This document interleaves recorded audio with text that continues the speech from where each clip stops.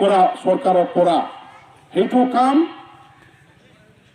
আৰু BTC BTR চুক্তি কৰি অহাৰ পাছত কাজলগাঁৱত তেওঁলোকে যিটো ঘোষণা কৰিলে এজনো আমাৰ শ্বহীদ হ'ব লগা নহ'ল।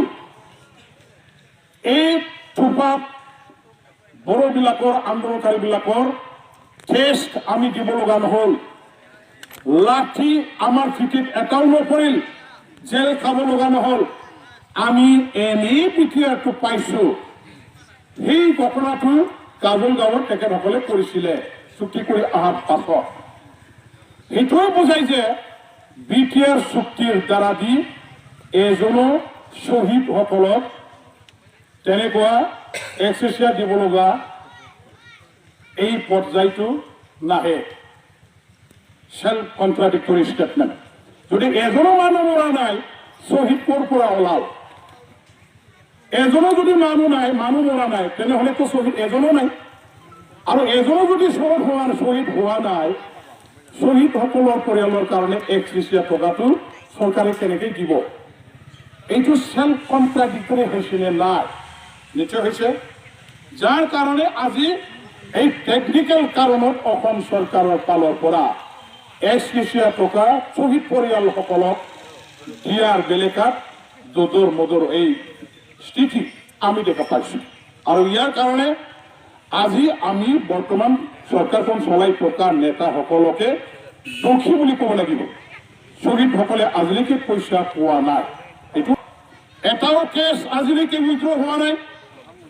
ৰঞ্জন দৈমাৰী জেলত যাব লগা হ'ল চুক্তি কৰি আহি পেলাই। ৰঞ্জন দৈমাৰীয়ে কোনোদিনবো জেলত ভাঙা। ৰঞ্জন দৈমাৰী কোনোদিন আকৌ জেলত যাব লগা নহ'লহেঁতেন।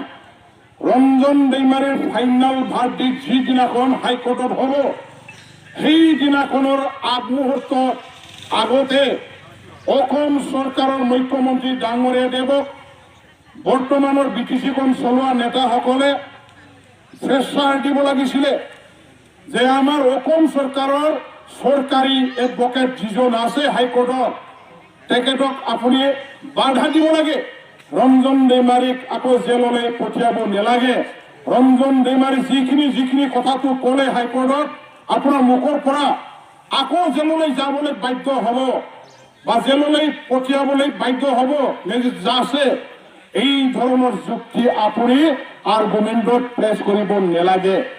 গতিকে হাইকোৰ্টৰ আমাৰ অসম চৰকাৰৰ চৰকাৰী এডভোকেট উকিল যোনে আছে, পাব্লিক প্ৰজিকিউটৰ যিজনক কোৱা হয়, তেখেতক পলিটিকেলি চৰকাৰেহে যিহেতু চাকৰিত মুকৰল কৰে, এপইণ্টমেণ্ট দিয়া হয়, চৰকাৰৰ মানুহ হয়, গভৰ্ণমেণ্টে যিটো কয় সেইটোকে মানে তেওঁ।